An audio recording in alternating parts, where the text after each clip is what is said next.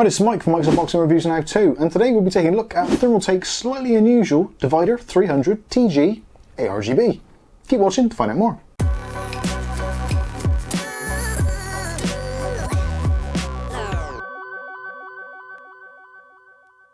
Okay, so in today's video we're taking a look at ThermalTake's new take on the ATX PC market craze of tempered glass everywhere. Although this one is slightly different, as you can probably see already, due to the fact that there is a different panel on this side. So basically you've got two different panels on there, hence the name Divider.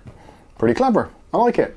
So this is the 300 Divider TG ARGB, and there's a few versions of this case available on the market. At the time of this video, there are 4 different versions. So there is a black version, a snow version or white version, and both of those come with the option of either no fans or addressable RGB fans, as you can see in this particular model.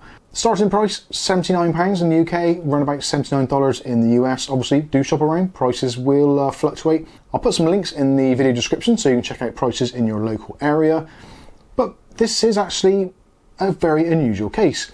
Now, there are some compromises to be made, so we'll get that straight out. There are compromises, but for me personally, I do like to see something a little bit different. We'll go through all of the compromises and also some of the plus points in this case as we go through the review. So we'll go through, do a brief overview, do a little bit of a teardown, and then we'll come back at the end with my final thoughts. We won't be doing an actual build in this particular model in this video, but if you do want to see a build, do stay tuned and click on the subscribe button, and there will be a build coming very, very soon. So first of all, we should probably address the main feature of why this is called the Divider range. Now essentially what they've done is taken some of their very popular models across the range of ThermalTake cases and actually added the Divider moniker to it, and essentially sliced the side panels in half. Now this is appropriate across pretty much most of the popular cases that have been on ThermalTake's sell sheets for the last few years, so if there is a particular case, possibly not this one, but maybe one of the smaller cases that you really like, you may well find there is a Divider version of it available. Now for some people the Divider thing is going to be, well, kind of divisive, I guess. Some people are going to like it, some people are going to hate it. I actually, when I was approached to do the review, initially I was a little bit hesitant because I actually thought it was a weird setup. It does seem very odd that you're dividing the kind of the showbiz part of your PC with basically a black panel, so you can't see what's going on inside. And also, obviously, the position of it is pretty much slap bang where your expensive GPU is going to be. Now obviously at the moment, in the times that we're having where you can't actually buy a GPU and most people are making do with an APU until they can put up with something better, then actually potentially this makes a lot of sense to cover up that potentially nasty GPU.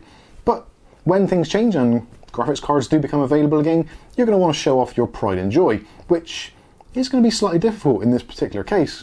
Moving it around to the side slightly, you can notice there is a kind of like an odd indentation there. Now when I first took it out of the box, I actually thought it had been damaged in transit. I looked at the packaging and it looked absolutely fine, so I was a little bit perplexed what the heck was going on. And actually it did become more apparent as I took the case apart.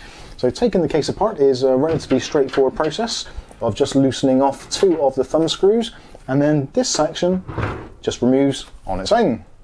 Now you can see why the indentation is there. Along this edge there is a air filter, which I'm not entirely sure what purpose it actually is supposed to achieve. Being that the case has 3 fans potentially up at the front and 1 at the back, normally this is going to provide something of a positive pressure system. So this is more likely to be actually filtering air being ejected from the case rather than being taken into the case. So I'm not entirely sure why it's there. It is a nice feature, and if you're for some reason using a negative pressure system, this is going to pull some fresh air in and around that GPU area. But still, it does look a little bit odd, but it is at the same time actually quite a nice feature. But it certainly does look like it's been slightly damaged in transit. So next up, let's look at the second part of the Divider. So this is the glass section, as you can see. So this is a moderately smoked tint glass and is held on by push pins, which is relatively easy to take out. And there's also a surrounding edge there to help when getting fingerprints on it, that kind of stuff. So again, yeah, that is kind of normal, but still slightly unusual. Another reason why it's kind of unusual to see it is because the open section there is basically looking at this half, which potentially is going to be kind of possibly SSDs in this section here, Or possibly you can put 120mm fans there, or a radiator of your choice, but you also get to see the cable mesh at the top of the chassis, which if I lower that down slightly, you can just about see up there. So yeah, it's a slightly odd situation. I get the whole divider part, but I don't fully understand the reasoning behind it. Maybe the glass would have been better, maybe top and nothing on the bottom, or I don't know. Let me know in the comments what you think. I think really from what you can actually achieve with a divided setup, they've probably done the best they possibly can. So if you block off kind of this section, then you may be getting rid of some of the kind of RGB lighting effects on the front, and potentially if you've got some kind of pump setup or water cooling, then you might want to show that off. But I think the glass section itself would have been possibly better off in this particular section. So you can then show off your graphics card, you can show off your CPU and possibly your AIO cooler and all that kind of stuff, and then all the ugly wiring could be in this bottom section. So that's enough of the side panel. Let's revert back to the front section where things start getting a little bit more normal. So on the front section, as you can see, this particular version is the ARGB version, so it's populated with 3 ThermalTake ARGB fans. Unfortunately, the fans don't have any RPM control. They do just go straight into ThermalTake's controller, which is basically static RPM. Now, I'm pleased to say that with the fans connected, the front fans are absolutely silent, although again, due to some of the limitations of the actual controller, being that there's no RPM control on here, if you are perhaps thinking of water cooling and you put in a 360 rad in the front, you then lose the ability to actually control the fan speed and therefore the temperature of the CPU using the included fans. So yeah, there's a lot of head scratching going on in this particular case. Anyway, we move on. So the front panel is 3mm tempered glass with a surround around the outside edge, and this just comes off quite easily by just being popped off. And you'll notice on the sides there is some ventilation which isn't filtered, which is absolutely fine because we have got this really nice magnetic mesh which is up in front, and this just pulls off from the handle at the top.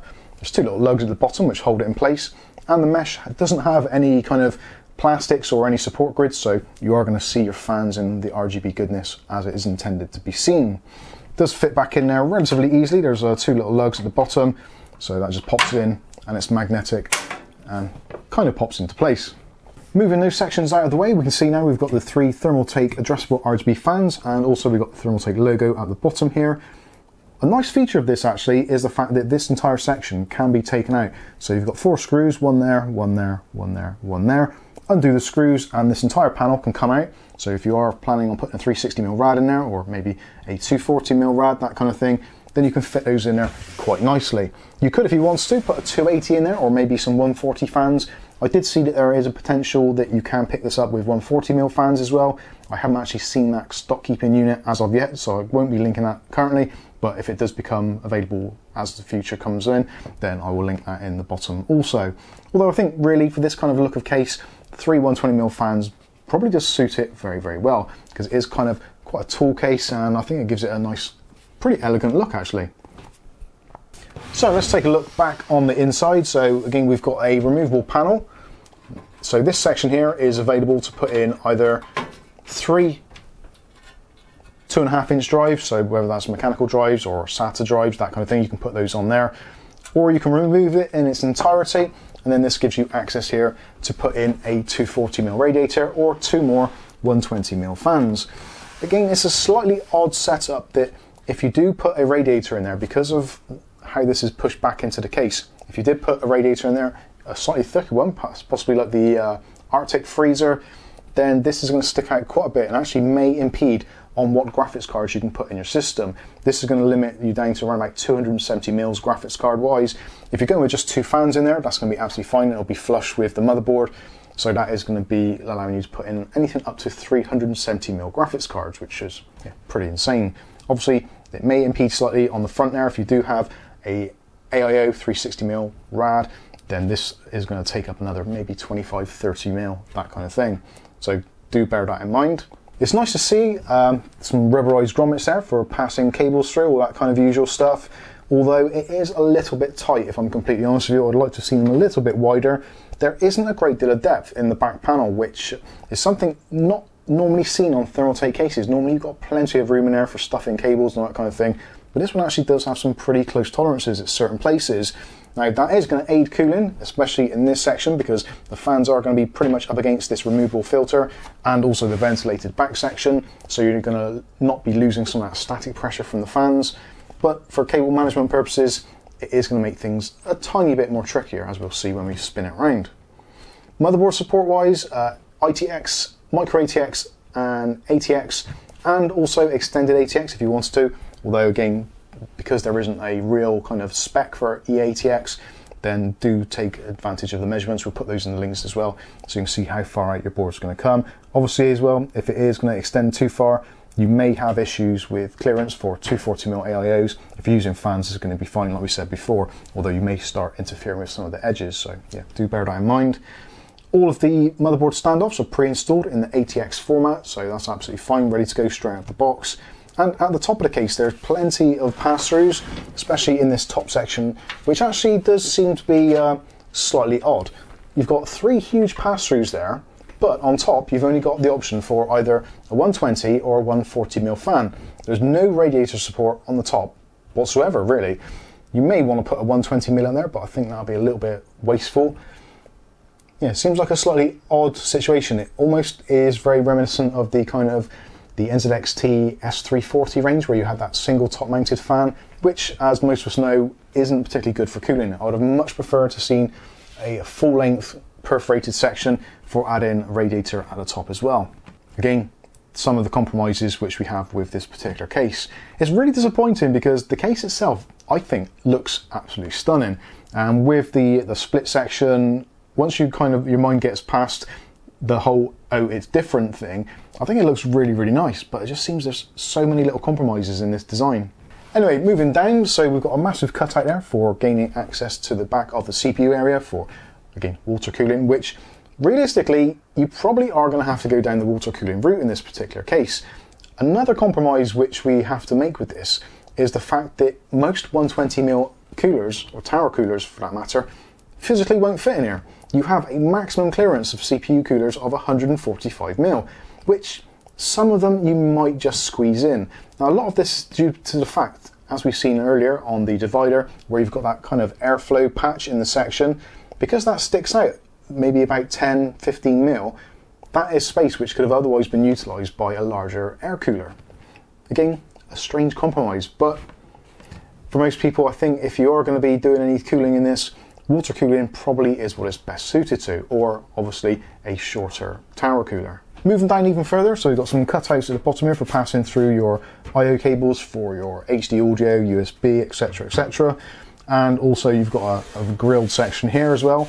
There is actually some cutouts on there. They do include in the accessories box, which we'll take a look at later. There is actually a mounting bracket, so if you want to vertically mount your GPU, then you can do. The entire back section, which we'll take a look at shortly, actually twists around 90 degrees, so you can have either traditional horizontal or vertical mounting for your GPUs or PCI Express, which then again leads you onto the odd situation of the whole divider thing. If you're vertically mounting a GPU, it's going to be kind of here, and the divider is going to be coming down here. So you might just about see the PCI Express power connectors. That's pretty much it. Again, slightly odd. Something else which some people may like, some people may dislike, is the cutout on this basement for the power supply section. I actually don't like openings. I'd much rather prefer it to be a solid panel. That way, if you've got possibly a particular PSU which you don't want to see, it's absolutely fine. The weird thing is that must be a hangover from a previous design, because again, this is a divider, and what do we not see? Basically anything on this side. So I wouldn't worry too much about it, but obviously if they do another version of this case with a full glass panel, that could come into play. But again, with the divider on there, it's going to cut down through here. So yeah, basically you can stick anything in there, it wouldn't make a blind bit of difference. At the very back of the case, you can see there is a included 120mm fan, and this is what they're calling a turbo fan. And weirdly, it is very, very noisy. Now going back to the actual kind of control box for the RGB and the fans, it's a really weird setup which we'll take a look at shortly, but the fan is basically fixed RPM if you plug it into the controller, and at that fixed RPM it is very noticeable in the system. It is going to do a good job of removing air, which is basically what it's intended to do, but sadly it's probably going to be too distracting to actually use for long term. Again, it's a really odd decision because this case potentially it could do some really, really good cooling, but because we've got no PWM control for the actual fans in the front, nothing for the back if you connect it into the provided controller, it's basically static airflow. So the only thing which you can really adjust would be a tower cooler or a separate AIO. It's a very, very confusing design. Ultimately, I suppose this is going to go back to, if you particularly like these addressable RGB fans, which hopefully you've seen by now in some B-roll, then yes, it makes sense to buy it in this configuration. But realistically, I would say you're probably better off going for the cheaper version without the fans and actually putting your own custom fans in there and possibly a custom fan controller just to get some granular control over those fan speeds. So I think I've decimated this case so far enough on the inside. Let's take a look at the rear. Now actually the rear design is absolutely great. There's no issues there. So you've got room there for ATX power supply. You can get a huge power supply in there if you wanted to. There is a drive cage in the way, so if you're using 3.5-inch drives, that is going to impede it slightly, but we'll take a look at that a little bit later. This section here, again, there's a couple of thumb screws, so you can undo the thumb screws. There's 2 captive screws as well. So basically you can remove this entire section and twist it around 90 degrees. So again, vertical or horizontal mounting. The fan on the rear, not the best fan in the world, and it is actually in a fixed position, so there's no movement on that whatsoever, and obviously no option for a 140mm, so it's 120 or bust. The power supply shroud at the bottom, there is actually a full-length filter, pretty much full-length filter, which slots in, so that's a nice plastic one, nice and easy to take out to some extent, although it still does bother me that these things, you can't kind of push it down and pull it out at the same time. So you're going to have to lift the case up a little bit so you can bend it down enough to get your fingers in to pull it out. You'd think by now they'd have arranged something to get around that, or maybe even just push it out through the front, but it doesn't, it's only the rear. So yeah, it is better than the normal kind of flexi ones, but still a pain in the backside to actually physically remove. So let's take a look in the back. So this section here, as you can see, there's the ventilation there for that 240mm radiator setup if you wanted to, or 2 120mm fans. Thumb screws on the side panel. Side panel is a little bit on the flexi side, and also there is a kind of pre-installed filter there, which you can remove if you want to. That's just a magnetic filter, so yeah, we'll leave that as it is for now. Looking in the rear section, as you can see, this part here is basically slap bang up against the side of the side panel. So there's no cable management options in this bit here, which is a little bit problematic, being that you've got those 3 fans at the front. So depending how you wire them, as standard from the factory, it came with the 3 fans that are pre-wired actually coming through this top section, which made it look a little bit ugly in the front, if I'm honest. And being, again, the divider section shows off that area, I wanted to move it. So I actually routed them down to this bottom section, but you will need to be careful that these cables are tied in place, because when you put the side panel on, it does actually grip into those bits there on the metal to hold it in place. So there is the potential for snipping or squeezing those wires, so do bear that in mind. The cables themselves actually have a decent length to them, so depending on which way you want to go about it, you can pretty much do whatever you want. They do terminate into a kind of a very odd 6-pin connection. I would have much rather seen that as being a separate PWM and RGB connection, but for some reason, again, whether or not they've just got tons of them at the factory and they can't get rid of them, these ThermalTake controllers seem to be on a lot of cases these days. I don't get it. I really don't. ThermalTake as a brand do some fantastic stuff, and they do have a real creative sense to them. But sadly, for some reason, they do keep on insisting on using things like this. There's no expandability. So if you wanted to add more fans to the system and have them all controlled through this Rgb controller, you basically can't. That is it. So 3 fans plus the rear fan, which is connected on this bottom jack, which this is actually in a really stupid place because you can't then get the cables through the top section for your ATX motherboard. Really, that needs to be unscrewed and moved somewhere else, maybe down here somewhere. But yeah, it's a very odd decision. It's possibly the worst place you could possibly put it. But anyway, that is where it is. So moving further down, we've got our drive bays here at the bottom. So there's 2 removable trays, which is pretty much the usual deal that we expect to see these days. And this particular section has got your accessories kit in, which comes with a addressable Rgb converter for the hub, which I'll actually put in already just to show you where it goes. So that plugs into the top. You've got a nice long cable there with a 5-volt, 3-pin addressable RGB header, as you're used to seeing these days. So that can plug into a top connection or a bottom connection very easily. In the accessories bag, you get the usual kind of deal. So a bunch of cable ties, extra screws, fittings, etc. There's actually a BIOS speaker connection as well. And also there is a bracket for assisting with mounting one of those PCI Express riser cards, or at least the cable. So that then attaches to the bottom of the chassis and basically helps support a graphics card. The drive cage itself can be removed if you wanted to. It's literally a matter of 4 screws on the bottom and you can remove that entire cage, giving you a whole ton of room in the bottom section. Although whether or not you'd want to, I honestly don't know. For some people it may make sense for tucking cables, that kind of stuff. Maybe if you're feeling a little bit creative, undo that bracket, take that and shove all that down underneath just to get it out of the way.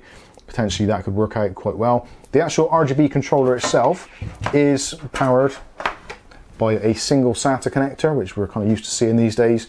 So that provides power for the actual fan RPMs and also the addressable lighting, and also this rear fan if you want to. So that is currently plugged in to this bottom jack, which if you want to, it's just a 3-pin DC connector, so you can plug it onto a motherboard if you want a little bit more granular control over this rear fan, which is, like I said, pretty noisy. And I'm actually going to unplug it for now, just so that when I plug it in later, you don't hear how loud it is. It is pretty awful. So moving across to more drive areas, so we've got 2 removable sleds here on thumb screws, so usual kind of deal. Attach your drive, stick it back in, job done. Again, if you don't want to put drives in there, you don't have to. There is quite a few options for putting drives in here. So 2 in there, 2 in there, potentially another 3 on this section. So up to 7 2.5-inch drives. Otherwise, it'll be 3 2.5-inch drives and then 2 3.5-inch drives. Or if you want to, you can put combinations thereof. So plenty of options for drive storage. I guess ideally this would suit a video editor or someone in that kind of professional capacity. So they're not overly concerned about bling so much, but data storage and having enough physical drives to be able to access the various types of content and things like that is going to be perfect. Anyway, moving on to other sections. So at the top here, again, you can see now a little bit easier those huge pass-throughs for passing through basically kind of nothing, because you can't put anything really in the roof apart from a 120 or 140mm fan. I think they've genuinely missed a step there. I think having the extra ability to put a 240mm radiator in that top section would have made a lot more sense in this particular design. Let me know what you think in the comments. Looking at the I/O, now the I/O is actually a pretty decent setup here. So we've got a USB Type-C connector, USB 3.0 connector, and you've got your usual hard drive LED, HD audio, etc, etc. So yeah, that's all pretty decent. Nice to see the inclusion of USB Type-C. It is becoming more and more popular on motherboards these days, especially in that kind of mid-range, which is where realistically this case is aimed for, that mid-range user. So yeah, USB Type-C, very nice to see that. Do like that a lot. So let's take a look at the basement section. Now, as you can see, already we've come slightly unstuck. The filter hasn't gone in properly. So yeah, like I said before, there is a railing system in there, but it's not the easiest to use. You can, again, remove it so you've got access all along there. You could, if you wanted to, I guess, maybe put some fans in this bottom section, but probably not the easiest of things to do. So yeah, again, it's for a case which isn't really an airflow case. It does have quite a lot of perforations, but kind of in the wrong places. Ideally, you could flip that upside down, put that vented section there on the top section, move the top section for the 120/140, put that there. Perfect. Literally flip the case upside down and you're onto a winner. Anyway, looking at the feet, so you've got 4 feet and also you've got foam pads there. Again, like to see foam pads rather than rubber, so it doesn't make marks on the desk, all that kind of usual stuff. On this angle now, we can see the screws a little bit easier. So there's 1, 2, 3, 4 screws. So if you did want to remove the hard drive section, then you can do relatively easily. So yeah, 4 screws, and you don't have to worry about those odd kind of slotting clips, which can sometimes be a little bit problematic. So yeah, no issues there, like that a lot. Looking at the top section, so you can see that a little bit better there. So we've got this filtered 120/140 fan section at the top there. Yeah, I'm still not entirely convinced by that. There is a ton of area there, which they could have quite easily put a ton of perforations in there and put a 240 or maybe even a 280mm rad in there. that would make so much more sense, but yeah, strangely they've decided not to. It does give it a nice clean aesthetic, but really, do you kind of prioritize the top of your case aesthetic over cooling? I don't know, possibly, not me. Moving down, we've got our I/O, so there's a R button, so that's the reset button. At the moment, the reset button is actually repurposed, which plugs into the fan controller or RGB controller, so to change the lighting styles, etc. If you press and hold the button, it then changes the control over to motherboard. So if you are plugging it into a 5V 3-pin addressable RGB header on your board, then yeah, if you're not sure how you get that working, just press and hold for 3 seconds or more. It flashes and then it hands over control. To reset it, just press it and hold it again. Usual kind of deal. Nice to see a separate headphone and mic jack. Don't particularly like the combo ones these days, especially if you've got loads of different types of headphones that you use on a regular basis. For me personally, that can be an issue. There's a illuminated power switch. So these kind of clicky power switches, absolutely fine, like those are fine. USB 3.0 ports, 2 of those, and the Type-C connector. And all this has actually been made very nicely. There's no kind of odd edges or bits missed out. Looks like it's been very, very well made. And there we go, I've hooked up a power supply just crudely into the single SATA connector, and now you can see the fans. Now I've got my microphone literally kind of millimeters away from the fans themselves, and they are very low RPM. I would think they must be around about 900 to 1000 RPM, if that. They do actually move a considerable amount of air. Putting my hand in here, and even in this section here, you can still feel there's a pretty decent draft. So they've done a really good job as far as the fans are concerned. I would have loved to have seen them have an RPM control. That is the one thing which does bother me a little bit, and the fact that it's a proprietary connection. You can, as a letter always says, get the cables, chop the ends off and just wire your own. Potentially you could do that. The markings actually are on the controller, so you've got your ground, your digital, 5V, 12V, etc, etc. So potentially if you wanted to, you probably could repurpose the pins on the fans and go through all that yourself. But realistically, why would you want to? It's so much easier just to get fans which either do the job that you need them to, or maybe you're completely happy with this. I don't know, my thoughts are kind of confused. I really want to like this case. There's so much that I like about it in terms of the layout, the looks, all that kind of stuff. It's different, and I like it that it's a little bit different, but I think they've made a few too many compromises in some areas, which it's £70 without fans. I think there are other alternatives on the market which potentially would be preferable. If you want a more simplistic design and basically an airflow case with RGB, you've got really good options. You've got the Lianli 215, the AMAX F15M to name one or two. You've also got the Fantex P400 digital. All of those in and around similar sort of pricing with very, very similar kind of design to some extent. Some of you may prefer the mesh design. I actually quite like the glass fronted sections with ventilation. For me, I do like that a lot, and it saves having to clean the mesh every morning because it's filthy. But yeah, it looks very nice. Use the button on the top so you can go through the fans. If I can find the button, there we go. So you can cycle through the various colours, and as always with ThermalTake fans, the colour accuracy and the kind of the spread is always on point. Give ThermalTake their due. Their RGB implementation and the RGBs that they tend to use do work exceptionally well. The whites are exceptionally white.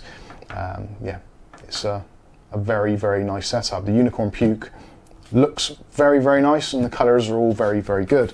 And it's effectively silent. Now I will plug in, or at least I'll attempt to plug in the fan on the back, and I'll keep talking while I do this. This is actually really difficult to actually route through because of where that connector is. And there we go. So now with the turbo fan installed, if I get a bit closer,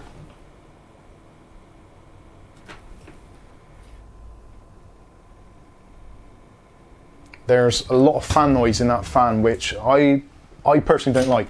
For the sake of what the fan must cost, probably a couple of dollars, that kind of thing, I would have rather have seen another one of these in the back, just to kind of make the design kind of more coherent and for it all to be the same. one of these in the back instead of that would be so much better. Although, obviously, because of the way the controller is designed, you've got nowhere to plug in the RGB anyway, so yeah.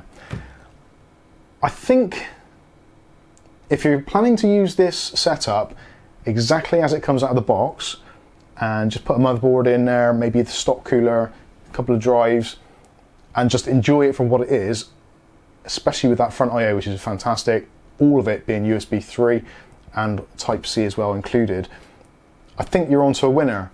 If you're someone who kind of likes to experiment a little bit more, maybe try different coolers, maybe try different radiators, different combinations of fan settings, etc., I think you're really going to struggle.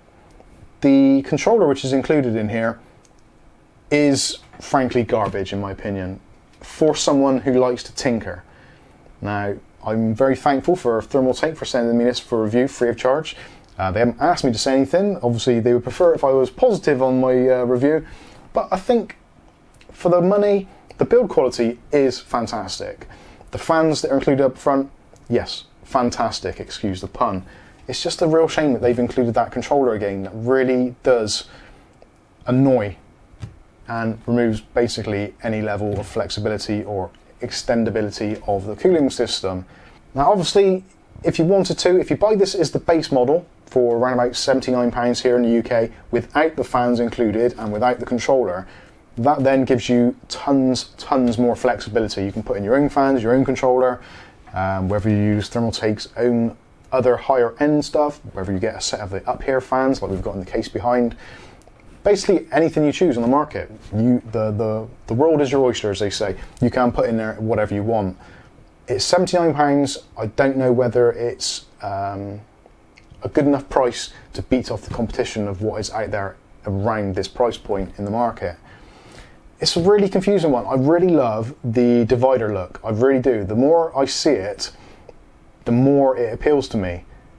But I think this particular model, the smaller CPU cooler, the lack of radiator support in that top section, which you can put in this bottom section, but then that's going to limit your graphics card choices. I just think there's too many parts on here which are going to be things you're going to have to take into account. I wouldn't like to have to support this on a regular basis, if I'm completely honest with you. I can imagine people buying this, looking at it, going, yeah, that looks fantastic, I really want it, buying all their parts, not possibly thinking it all through, and then finding that there's incompatibilities or stuff that they can't connect up, that kind of stuff. Yeah, sorry I couldn't end on a more positive note, but sadly I do have to say it as I see it, and as I see it, yeah, just one or two compromises too many for the price, unfortunately. So there we go, that has been my my first look at the ThermalTake Divide 300 TG ARGB. I am going to do a full build in this just to see what the build experience is like. Maybe it will improve my overall impression. I'm generally, I think, quite a good judge of what a case can and cannot do. And I think for me personally, I do love air cooling. As a whole, I find it a lot simpler and obviously cheaper as well, because I'm a bit of a cheapskate. So not being able to put a full-size 120mm tower cooler in there is going to be slightly restrictive. But yeah, maybe it gives us a chance to play around with some other water cooling options. So anyway, let me know what you think of this case in the comments section below. Have I been overly harsh? Have I picked on things which are justifiable? I personally think I have done. Let me know what you think in the comment section. Anyway, this has been the ThermalTake Divider 300 TG ARGB. I've been Mike, this is Mike's Unboxing Reviews and How To, and hopefully we'll catch you in the live build. Thanks for watching.